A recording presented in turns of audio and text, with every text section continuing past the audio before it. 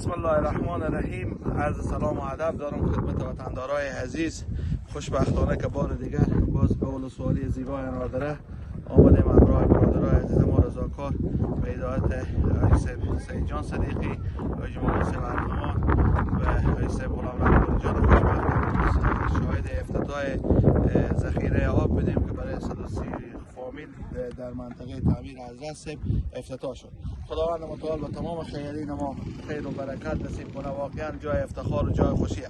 و اون وقتی که به ما هدایت داده شد که شما به اناردره برید، من نفهمیدم این دوستا برادرها رضاکار ما به چیز خوشوخه طرف ولسوالی زیبای اناردره در حرکت شد، خاص به خاطر چی؟ به خاطر کارهای خیری که خیرین ما اینجا انجام میده. و ما توانایی مالی نداریم اما توانایی جسمی داریم که ما به اون منطقه به این منطقه حاضر شویم که الحمدلله آمدیم همراه رئیس سید احمد جان صدیقی و همچنین عبدالرحمن جان که جای تشکری از عزیز بزرگوارا داریم که واقعا اینا زحمت کشیده. بسیار یک سهولت خوبه به این فامیلا شده که اینا بسیار مشکلات بیده و اینه بیده الحمدلله. حالا به خونه ها از اینا به هر خونه نه حاضر و اینا از همه استفاده کنه.